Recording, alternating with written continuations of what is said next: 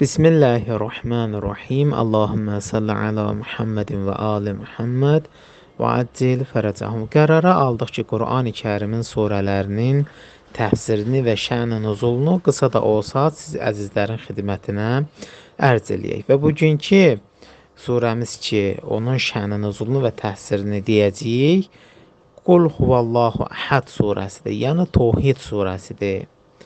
Və İmam Sadiq əleyhissalamdan nəql olunub ki, bir gün bir yahidi gəlir Peyğəmbər sallavatullahın yanına və Peyğəmbərdən təqaza edir, xahiş edir ki, ya Peyğəmbər, Allahın kimliyini bizim üçün bəyan eləginən.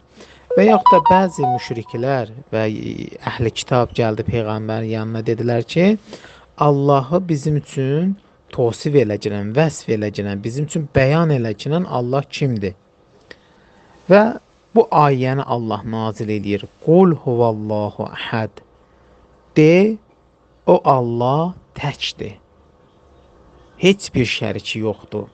Bəzilər deyirlər ki, bu ayə Allahın kimliyidir. Yəni Allahın pasportudur deyək, belə deyək. Yəni Allahın heç bir şəriki yoxdur. Qul huvallahu əhəd. De, Allah təkdir. Allahu Saməd. Allah böyükdür və bütün ehtiyaclılar gərək Allahdan istəsinlər, Allahdan kömək istəsinlər.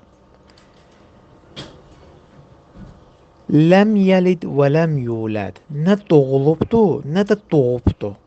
Bu sifət heç biri Allahda yoxdur. Və ləm yekun ləhu kufuvan əhəd. Və heç bir şey Allaha bənzəməz. Heç bir şey Allaha oxşamaz.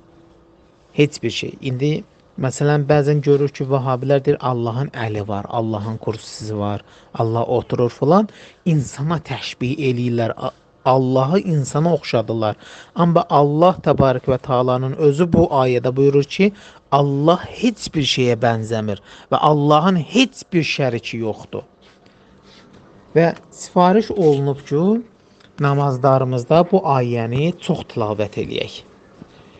Və hətta rivayətlərdə gəlib ki, bu ayəni oxumaq Qur'an-ı Kərimin 1/3-ni oxumaq kimidir. Məsələn, bir dənə Qul huvallahu əhədi oxudun, elə bir ki, Qur'anın 1/3-ni oxuyub qutarıbsan. Əgər 2 dəfə oxusan, elə bir Qur'anın 2/3-ni oxuyubsan. Əgər 3 dəfə oxusan, sanki Qur'an-ı Kərimi başdan ayağa oxumuş kimisən və bunun savabı sənin üçün yazılır. Və zahirən Peyğəmbər sallallahu buyurur ki, Həzrəti Əli əleyhissalama, ya Əli, sən Qul huvallah kimisən. Deyir, əgər bir kəs səni qəlbində sevsə, elə bir ki, imanın 1/3-ni əldə edibdir. Əgər bir kəs həm səni qəlbində, həm də dilinə gətirirsə də, elə bir ki, imanın 2/3-ni əldə edibdir.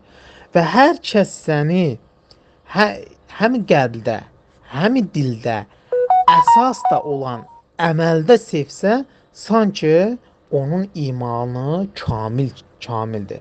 Bax, bu da Əli əleyhissalamın fəzilətidir ki, deyir ki, sən Qul huvallah kimisən. Və bu surəni oxumaq səbəb olur ki, insanı xətalardan, bəlalardan uzaqlaşdırsın.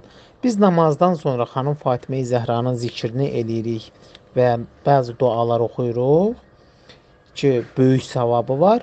Buyurulur ki, Tohid surəsi də namazın təqibatıdır və böyük fəziləti var bu surəni oxumağa.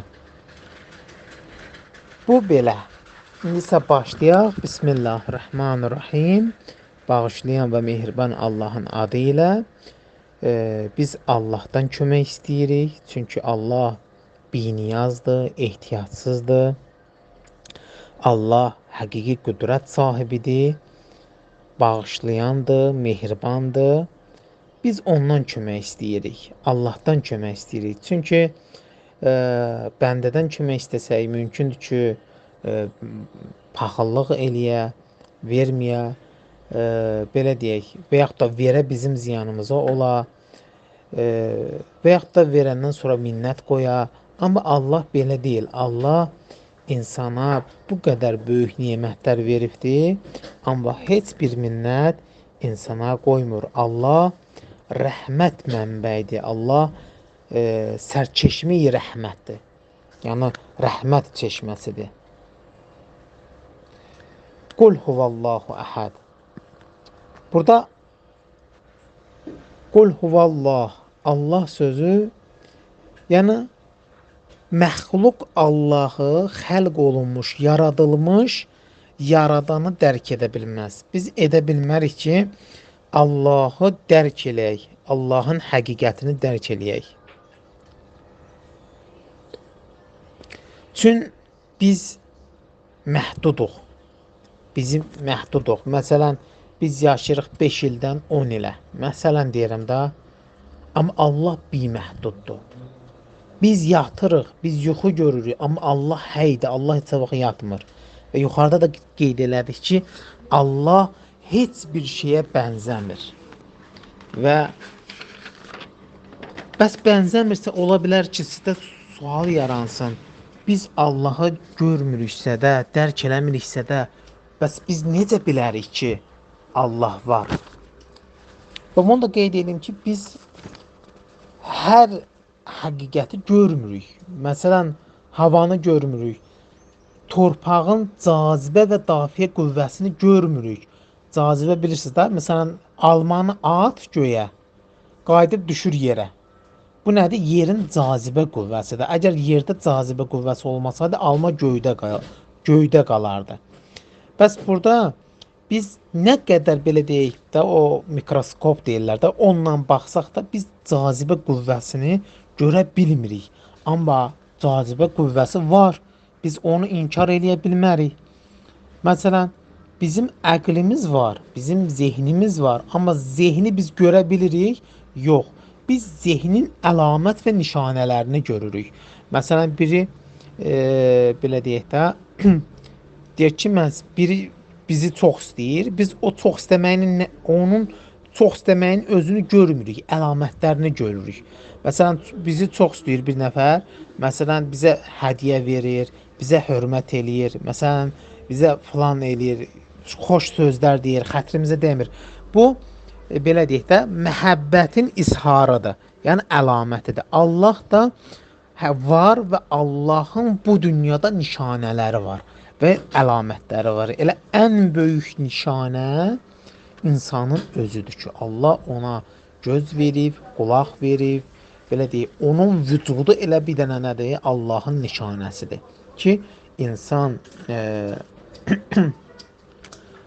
bu məhdudiyyətinlə Allah ona o qədər güc verir ki, və bu yaradır, yaradıcılıq qabiliyyəti olur, kompüter sistemlərini yaradır, nə bilim, filan şeyləri yaradır, kosmosa uçmaq üçün nəsə aparatlar yaradır. Bu hamısı nədir? İnsandır və insan da Allahın bir növ nişanəsidir. Və deyirik ki, Qul huvallahu əhəd. Burada əhəd sözü, yəni təkdir, tək. Biz deyirik ki, məsələn, biri var vahid söz var, biri var əhəd söz var. Biz deyirik ki, məsələn, vahid ədəd növüdür da, indi onu bilmirəm, siz bilirsiniz ya yox. Ədəd növündə, məsələn, deyirsən ki, 2 vahid, 3 vahid, 4 vahid, məsələn, deyir, mən 4 vahid dərs oxudum. 4 vahid, görsən, 4 dənə mövcuddur. Amma burada əhəd, deyirik ki, qul huvallahu əhəd, yəni təkdir.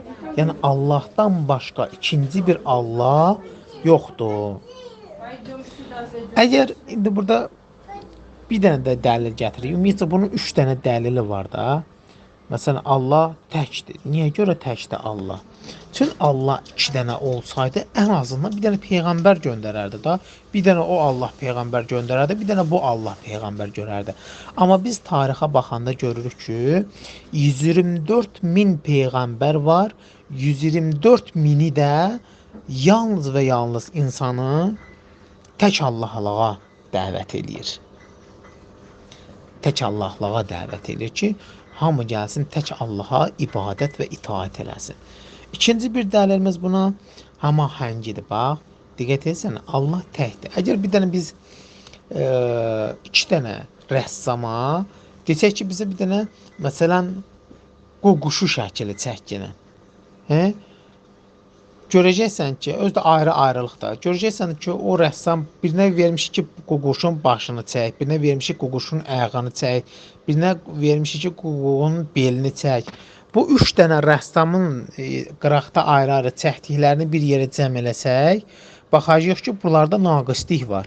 Məsələn, o birinci rəssam çəkdiyi ququşunun başı bədəninə ikinci rəssam çəkdiyi bədənə uyğun gəlmir və yaxud da qıçıya uyğun gəlmir.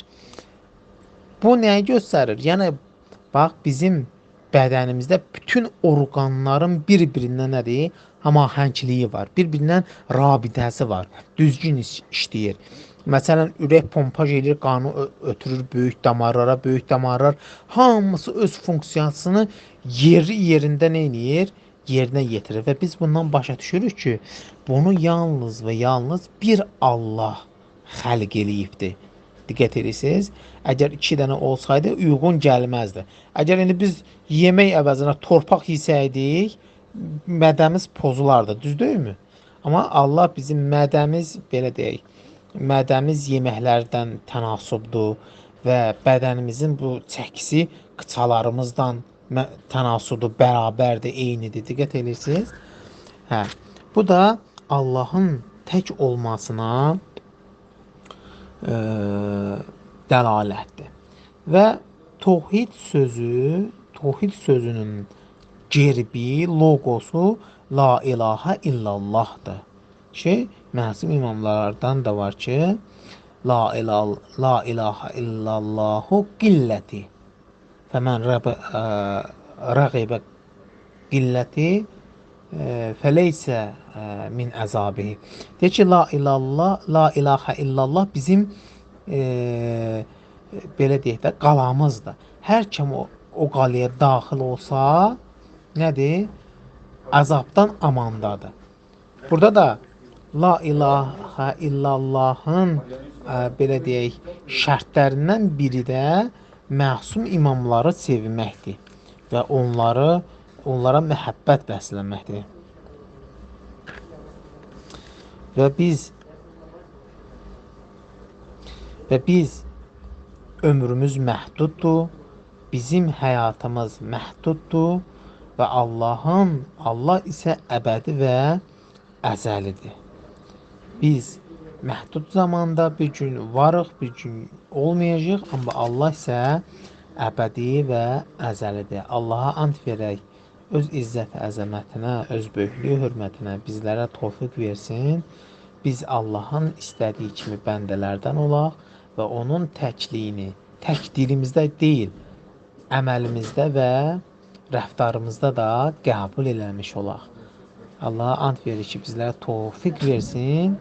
Həzrəti Əli əleyhissalamın yolunu gedənlərdən olaq və Əli əleyhissalamı həm dildə, həm qəlbdə, həm də əməldə sevənlərdən olaq.